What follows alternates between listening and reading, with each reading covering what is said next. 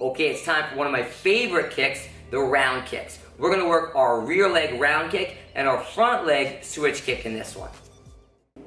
All right, so we took a look at the two front kicks, the lead leg push kick and then the rear leg. Now it's time to look at those round kicks. These are very popular. You might see these big kicks where people are coming around the side and throwing them. We're gonna work those too. There's a couple of different ways that we can throw them. Let's start with the back leg this time, okay? When we do this round kick, we're gonna do it in 3 steps. Step 1, we're gonna take this front leg here. I'm gonna step it and point my foot away on a 45-degree angle. Step 2, I'm going to turn my core until my shoulder is pointing at the target.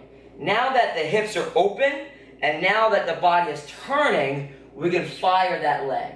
Ideally, I want to hit with my shin bone, not my foot, my shin bone. When we do this, we're going to kick with our leg, and because our leg's going this way, I'm going to counterbalance by bringing my right arm down this way. As you can see that I was so committed to this kick that I went all the way around. Now it's not wrong to do this kick as a snap, but if you really want a lot of power, full commitment, especially as far as your self-defense goes, where you want to be able to do just one of these kicks and get home, or if you're looking for a great workout, why not use your whole body into it? We'd like to see a bit more of a commitment, kicking all the way through. So again, my front foot, steps, turns, really putting the weight on this front leg. That's going to make this leg light. 2, I start to turn the shoulder. 3, I fire that leg, and at the same time, chop this hand across. Here, we'll move, step, and go. Okay, so now that we've gone through this round kick on our rear leg, let's take a look at some options for this front leg round kick. Now, there's primarily 2 ways that we can do this, okay? I want you to think about this front leg round kick kind of like a setup kick, just like your jab will be a nice setup for your cross. So in other words, the jab doesn't really have enough power to really knock something out, but the cross does. Now, the jab will definitely hurt, right? So it's a good setup for this right one. Same thing with this front leg kick. You might not be able to generate a lot of power with this. It doesn't mean that it's not effective. It doesn't matter. It doesn't mean that it won't give you a good workout if you're using it. And it certainly doesn't mean that it won't hurt the other person when you throw it. So I'm going to show you 2 different ways that we can throw it. One has a little bit of power, one has a lot of power, okay? So the first way is similar to how we turn this front foot to fire that back leg. We're going to step this back leg to the side, here, okay? And then this front leg, boom, is going to fire. Okay, so similar to how we step this front foot, put all the weight so that we can transition on the right leg round kick, let's do the same thing for this front leg. My back leg will take a little step forward, and look how we're pointing our foot again on that 45. I'm turning the shoulder, and now chopping with that front hand, firing that front leg. Boom. And then a reset back. So, we step, turn, chop, and go.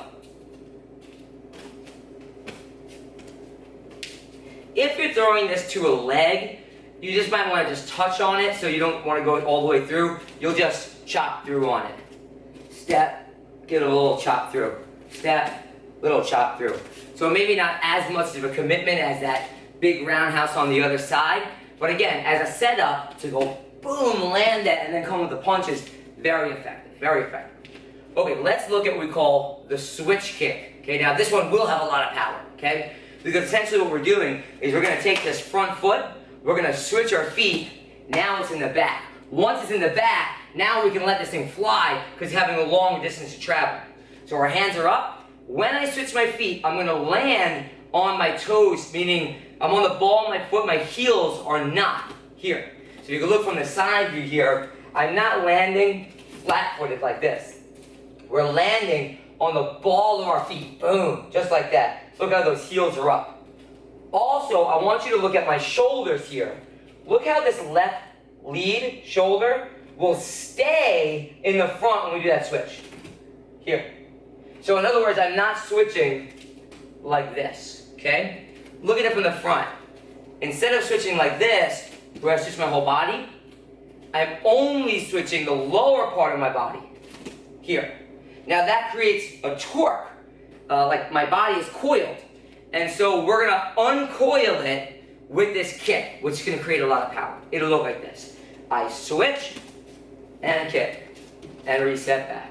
I switch, and kick, and reset back. One more time. I switch. Look how I'm going to chop. My feet are already pointing in that direction, and the leg will go. We switch, chop, feet already pointing, let that leg go. Here, and reset back. So again, the 2 round kicks. We have the right leg round kick coming from the back side. Then we have the lead one. You want to just use it as a little checking action. See how far someone is to you. If you want to just set up something with it, you just step, throw that kick over. If you want a lot of power, especially if you got a target, a bag in front of you or in sparring, switch those feet, land on the toes, and fire all the way through.